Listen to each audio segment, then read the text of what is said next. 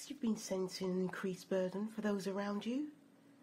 Maybe you see signs in your neighbourhood that are troublesome, such as obscene graffiti, or a house that seems to produce a lot of screaming, or children that appear uncared for. Or maybe your neighbourhood is a picture of perfectness, but you don't know firsthand the anguish and misery that lies behind closed doors. Maybe you know nothing about your neighbourhood, so you're pretty much alone.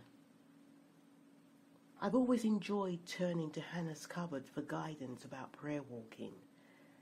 This activity falls under a category of prayer called intercession. Intercession is praying on behalf of others, bringing their needs before Christ Jesus as if they were your own. A wonderful example of intercessory prayer in the Bible is when Abraham negotiated with God over Sodom and Gomorrah. It was revealed that Abraham was about to destroy these two great cities for their grave wickedness. Abraham interceded for them through his heavenly Father. If you don't know how this story turns out, read both chapters 18 and 19 in the book of Genesis. Abraham had a humble heart when he prayed, and our prayers will be effective if we have the same kind of heart. Hello and welcome to the Jennifer Valentine Miller Show with me, Jennifer Valentine Miller. Welcoming you once again to another radio production on PRZ FM 109.2 on another Saturday celebrating the month of love.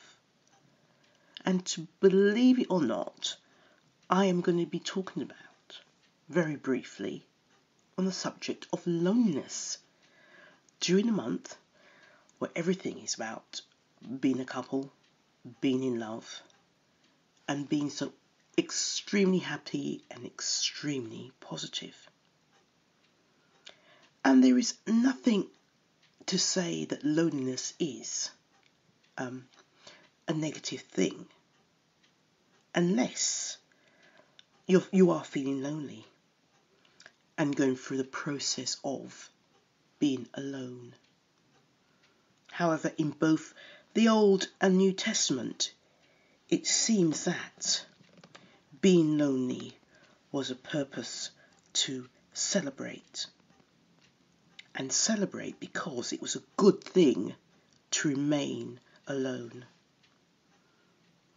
However, from creating being isolated and not being seen as a good thing, that is why Jesus in Genesis 2 said he created a helpmate so that we cannot be alone. And apart from Joseph, who experienced loneliness and who was really given a lot of favour as a result of this, I know that not a lot of people fall into that category. But many biblical characters demonstrated how being alone could demonstrate into loneliness and succeeded. It's obvious to spot someone alone.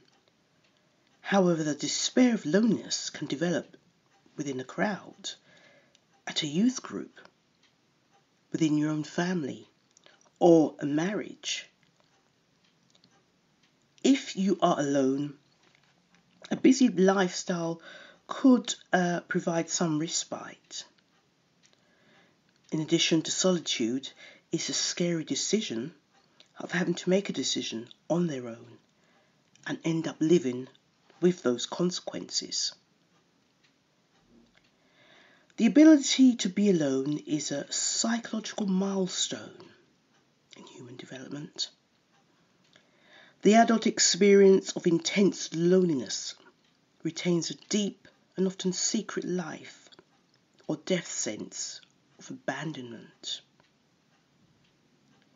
Intense loneliness is humanely frightening. That is why it is usually avoided at all costs, so that it's not named or recognised. That is according to Psychological Today.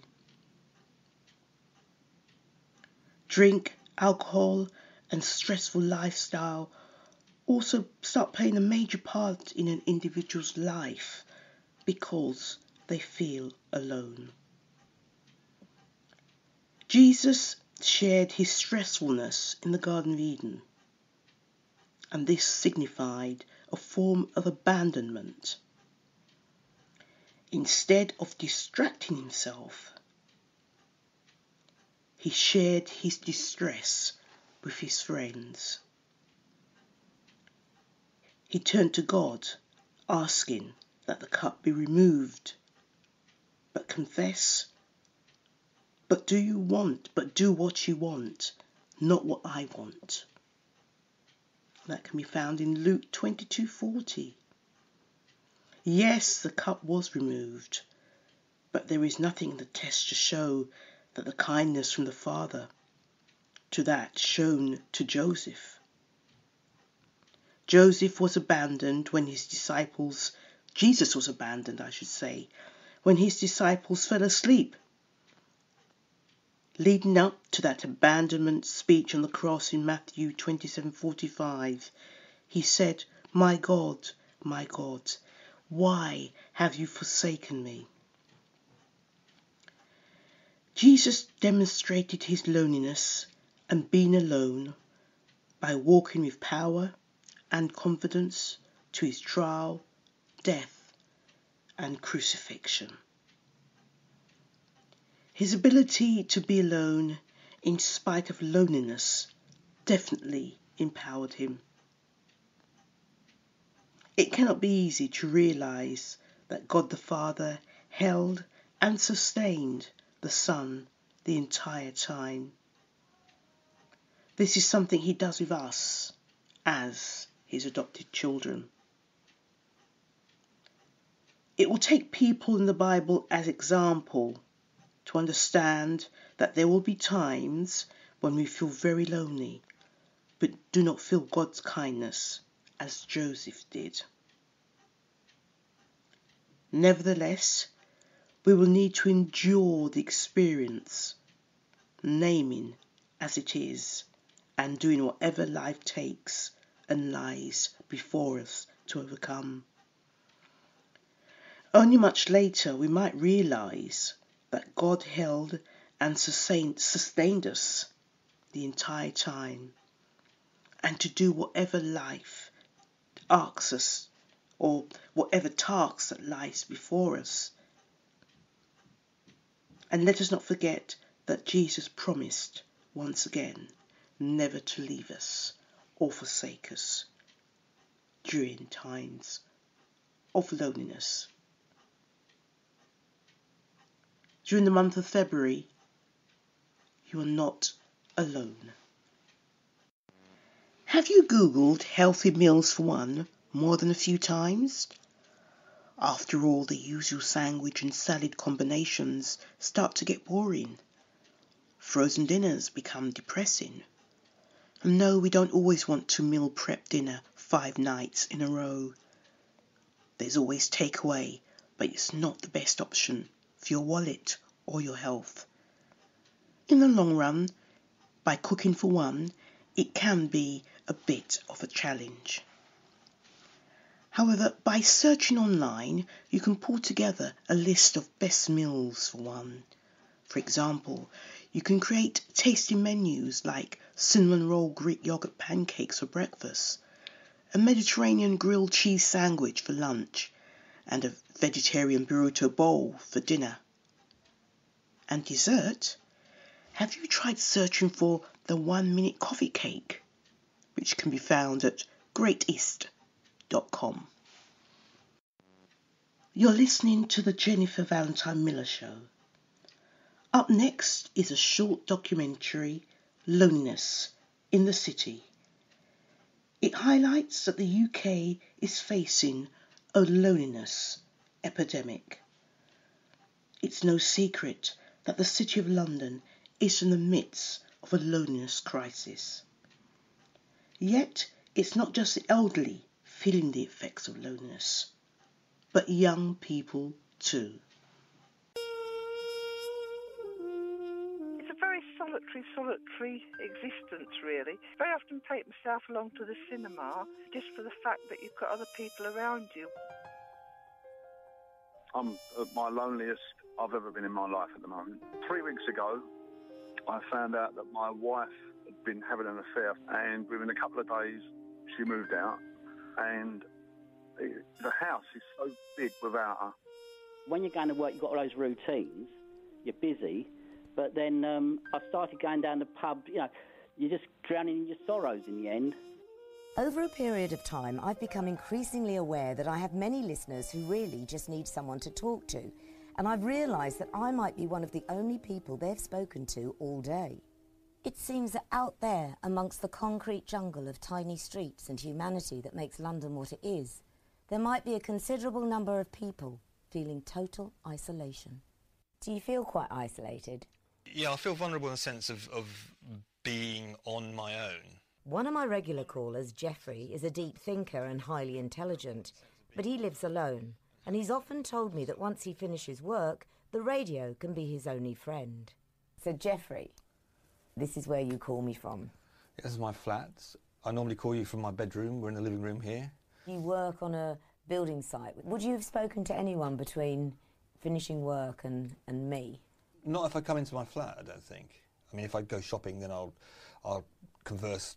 I'll make it a point of trying to converse with the checkout people. But I could be from about 7 o'clock onwards. I could easily be on my own till I go out of the flat the next morning. Most of my social life, if I'm honest, revolves around the people I meet at work. Years and years ago, quite often people would socialise after work. They'd say, let's go down the pub. People seem to drive off now after work, jump into their cars, drive off to their various, home abodes, and there's no kind of impulse to nip down the pub. The last thing I want to do is to go home immediately to flat on my own. It seems my late-night callers are not rare. BBC London 94.9 commissioned a poll of 1,000 Londoners, and the results are staggering. A quarter of us go more than a day without speaking to someone we know other than a work colleague on a regular basis, and it's affecting the capital's health, both physically and mentally. We know that actually people who are lonely experience poorer mental and physical health. Mental health, they can get depressed, they can get anxious, they can get, for example, they don't sleep very well, things like that. On the physical health side, we actually know it's complex, but we know there's a reaction which means that your immune system doesn't work as well and you might be at higher risk of cardiovascular disease. What are the main reasons for loneliness? Number of reasons. Bereavement, when you've lived with somebody for many, many years and they pass away. Unemployment can make people lonely. They might have worked in an office for many, many years and got a lot of friends there, but they become unemployed or they retired and all of a sudden they're by themselves at home. And what we might call the empty nest syndrome, which is where you've had a sort of big active family around you all the time, and all of a sudden your children move on. And suddenly you're in that big empty house and you're by yourself and you're not used to it.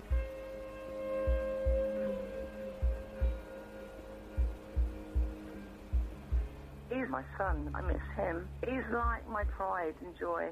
When I see the chair that's empty, his bed where he slept in, his slippers that he left behind, then I feel lonely. He's so much in my heart, darling, I can't tell you, even though I talk to him. That is one of the most moving calls I have ever received. But I don't have children myself, so this empty nest syndrome is quite difficult for me to understand. Celia Dodd is a busy writer and journalist. She suffered it and has actually written a book about it, so she should be able to enlighten me. You know how it feels to have your heart broken?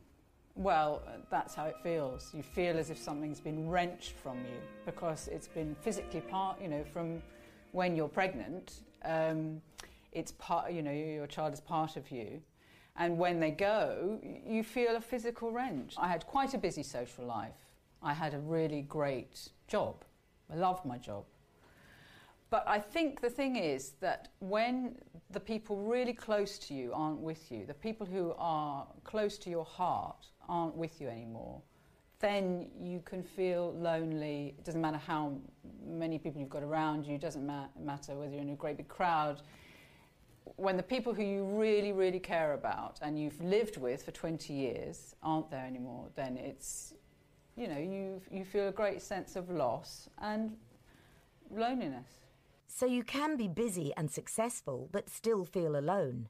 And worryingly, more than a quarter of Londoners feel that there's no sense of community in their local area. You can be in a crowd and still feel very lonely, like you can be in a marriage and still feel very lonely at times.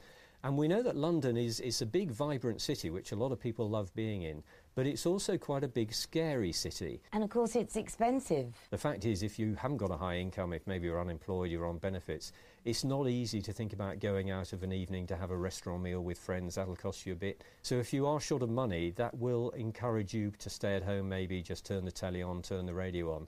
But that does make you more socially isolated. So not having a job makes you lonely, and that includes retirement. Over in Eltham, there's a project called Men in Sheds that's designed to get blokes used to working out of the house. I was indoors and looking at four walls and getting fed up, and because I've been retired now 10 years. You miss the camaraderie, the telling jokes, and all the banter. You miss the getting up in the morning, the purpose. And you sit in the armchair and you feel yourself growing old.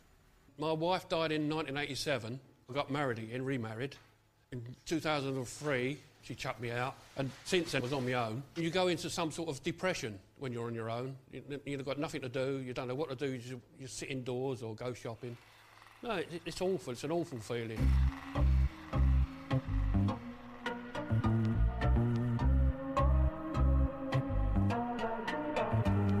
I do 4 days here, Monday, Tuesday, Thursday and Friday. It's a different life now, we're here, because we all have a laugh and a joke. It's just like a big club. We've made wheelchair ramps for the community. We've just made a bridge. That's the sort of things that we're doing. I'm 71. Blood pressure's gone down. Health-wise, I'm feeling 100% better. What a great idea Men in Sheds is. And the results of our poll showed that over 60% of the people asked would be likely to get involved in a local community scheme to escape loneliness. It's a nice idea, but a few of the voices coming across the London airwaves are a long way from that at the moment. Nobody calls now, it's very, very, very rarely, and it's I'm coming to the end, Joe. To be honest, some of my listeners almost break my heart. But if you are feeling lonely in this great big city of ours, don't forget there are always people and places out there who can help. You're listening to the Jennifer Valentine Miller Show, containing a selection of my chosen media items. If you would like to interact, please visit me at www.healingrelationstv.co.uk, where you'll find my social media platforms. Or send me an email at contact@healingrelationstv.co.uk. Loneliness is the silent killer, but now a group in Manchester are tackling the problem amongst young people. According to a US study, loneliness can be accelerated by regular use of social media, but the Loneliness Project has identified other possible causes. I've got friends who got more money than me and they go out a lot more. And it's like, if I go out with them, I've got to spend more money just to catch up. And then I get anxiety, about, this is just me. I've got to, if I do that, I can't afford to do this or something I honestly want to do, just so I can socialise.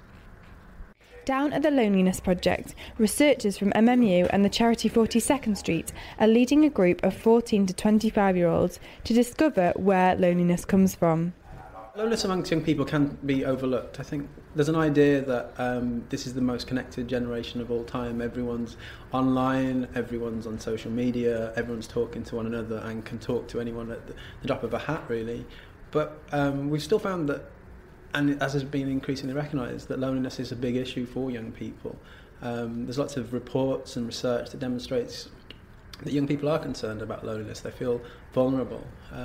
It's sometimes an issue that gets overlooked because unlike loneliness amongst older people who are at risk of living by themselves, being forgotten by society and suffering kind of like health consequences, young people, if they're able-bodied, can actually go out, can leave the home. They go to youth clubs, maybe they can go to school, they meet people.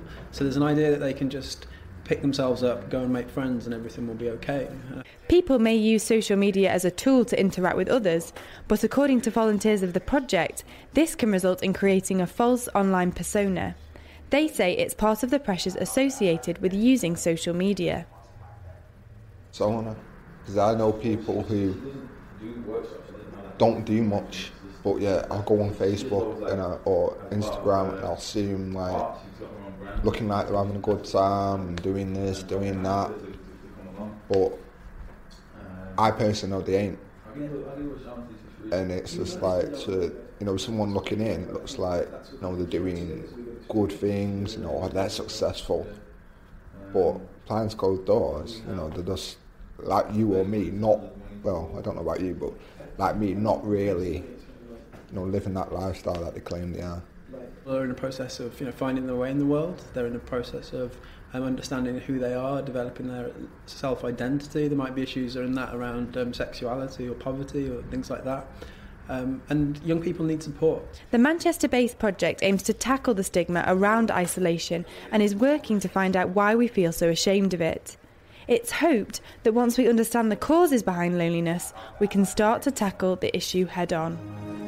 Eleanor Simmons. And I live my role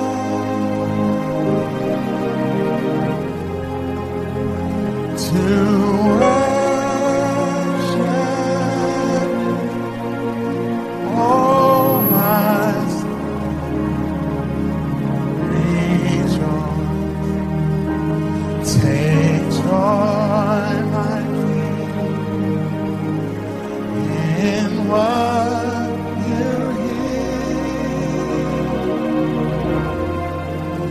let it be a sweet in your. Can everyone sing that all over this place? I love you, Lord. I love you, Lord. And I live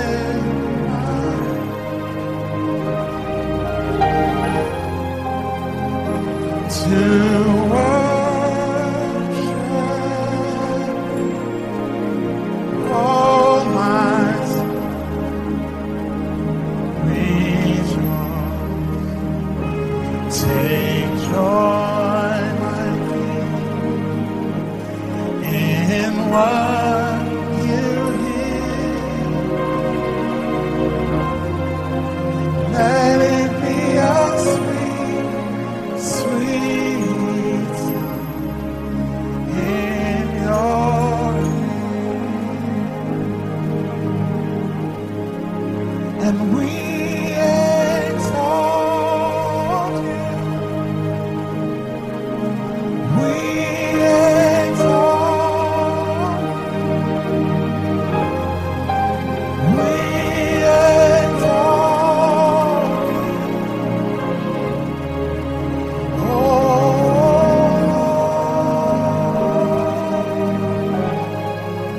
we exalt.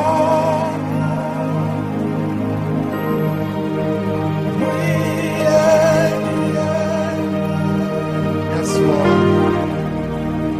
We exalt.